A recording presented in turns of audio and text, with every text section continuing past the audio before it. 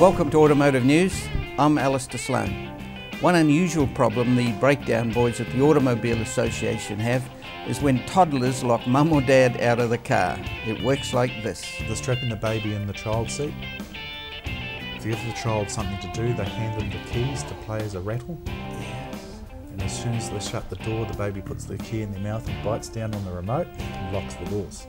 AA team leader Mike Pope is here to tell us it happens more often than you think. Also here is Phil Allen to talk about traffic congestion. Phil is a senior executive for satellite navigation company TomTom. One person who doesn't need sat-nav is Tim James, not when he's piling his Porsche on the way to becoming New Zealand's 2013-14 Motorsport Champion. First up, the news. Sales of new cars and light commercials in New Zealand so far this year have averaged just under 10,000 units a month. If the buoyant market continues, 2014 numbers could end up around 120,000 units. That's roughly 7,000 vehicles up on 2013 and 50,000 on 2009 when the global financial crisis bit deep into Kiwi pockets. The four best-selling cars at the end of May were the Toyota Corolla, Suzuki Swift, Holden Commodore and Mazda CX-5. The top end of the market will be a little bit more cluttered next year when Jaguar launches its XE, a mid-sized sedan aimed at not just the Germans but at Japan's Lexus. The XE will be unveiled at the Paris Motor Show in October. Here we have spy video of the four-door taken at the Nürburgring race circuit in Germany. The XE is built on an all-aluminium platform engineered for rear and four-wheel drive and will be powered by a new family of turbocharged engines. The XE marks Jaguar's return to the premium midsize segment after it cut the Ford-based X-Type from its lineup. During the week, our first guest is an architect.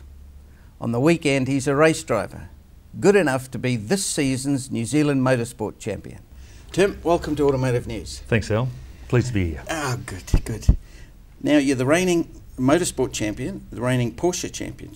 All right. Correct, yep. This for 2014? 2013-14 season. Oh, okay. Yes. So the season is 7 events over 7 months? Yes, over the summer months. Okay. Each meeting is 3 races? Three competitive races, yep. Right. Yeah. A lot of strategy in those races. Yes, yeah, it's a long season. It's I think from my perspective, although it's sprint racing, so it's very full on and intense for the 6 to 12 laps of any meeting we do or any race. The bigger thing is the logistics and the mental marathon you have to go through from starting in late October right through to ending in April. So yeah, it's a big season. Your team consists of, obviously you, a driver, you've got an engineer? Yep, got a race engineer, Aaron Robinson, who's very experienced, a fine young fella, okay. and he's helped me a lot. Right, now what's his role exactly there? We hear about engineers and you think perhaps they're just confined to the pits, but they do go further, don't they? They have more of a role than people think. Yes, it's not just the mechanic's role, it's actually, we work through car preparation and solving all the issues around the car. We had a lot of understeer at the start of the season. We had to resolve that and get the car turned in up against the opposition GT3 Cup cars. So that was the first part of the season.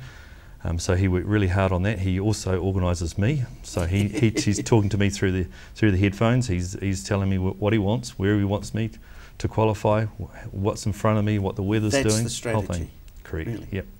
So all right, he'll get on the earphones to you and say, now go like hell in the first 3 laps or whatever and then throttle back or seek this position or... Yep, yeah, or he'll tell me someone's coming, you gotta go now. So there's all that all through the season, so it's quite strategic. It's not just about one individual sprint race.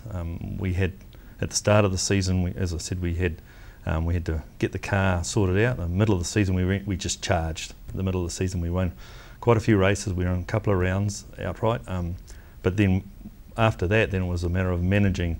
So the race engineer is actually managing each race meeting, the driver, the car, to get through the season, and it worked out fantastically for us. It was a whole marathon of these little decisions that had to be made on the spot, on the fly. Yeah.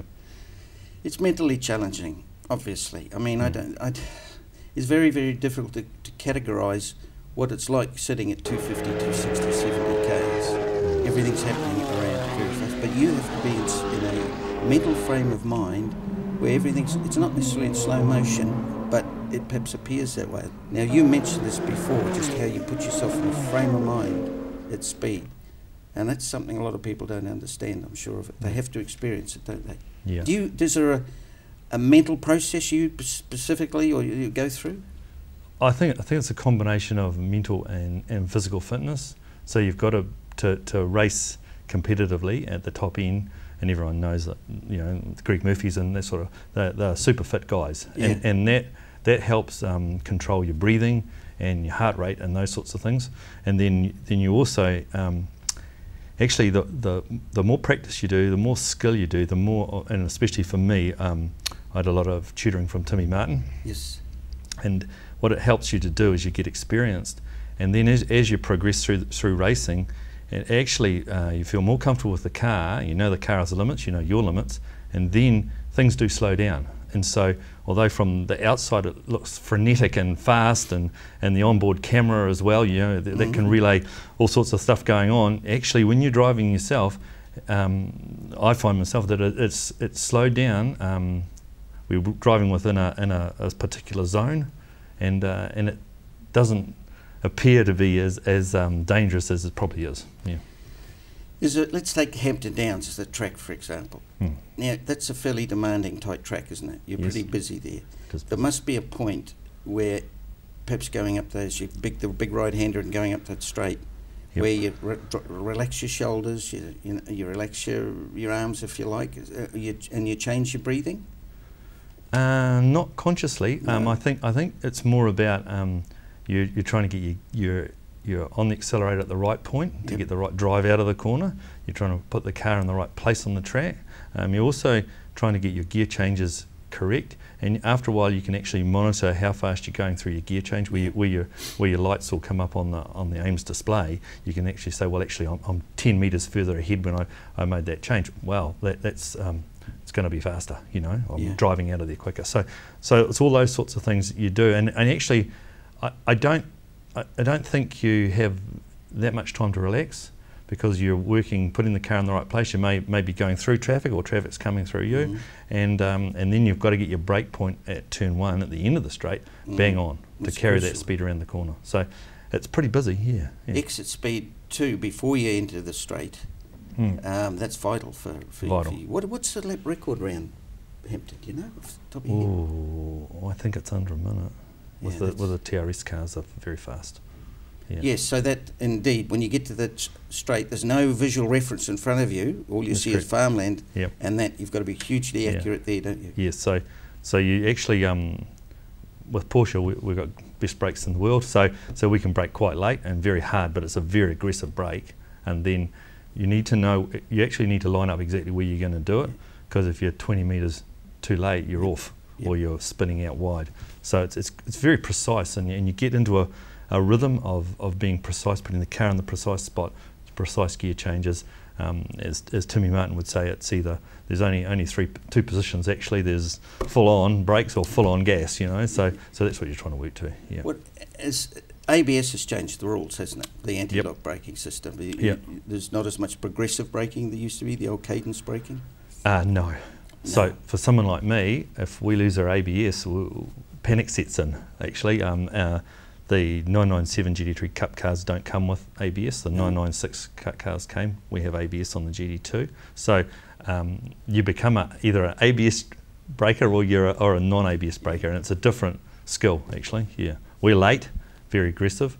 The guys with the 997 Cup cars, they have to be progressive. They have to brake earlier, but they're probably nowhere near as aggressive on it. The other thing is where the car's situated on the track. If you haven't got ABS and you're on a white line or whatever, you've flat spotted your tyres. Yes, I've experienced that with Greg Murphy. Yeah, that's exciting. That's very interesting. Now, the GT2, you're driving the Widowmaker. I am, yes, yeah, but I'm still here. Thank goodness. Yeah. So, where did that name originate? When the car was released in the mid to early 2000s, they were snapped up pretty quick. They were a pretty limited production run of cars, and they're a turbo, or two-wheel drive turbo, so they haven't got the four-wheel drive. They don't have any traction control, so they're pretty much back to the basic car. All the other cars subsequently, and even at the same time, all had these traction control and that sort of thing in it. This car's pretty raw, so had a lot of power, two-wheel drive, and there's many of them ended up in fences and bushes all over Europe, actually. So that's where I got the name from. Yes. Okay, Tim, it's great to hear of your experiences on the racetrack. We're running a little bit short of time, but you're coming back next week and we're going to look at moving over to public roads. We'll be back in a moment.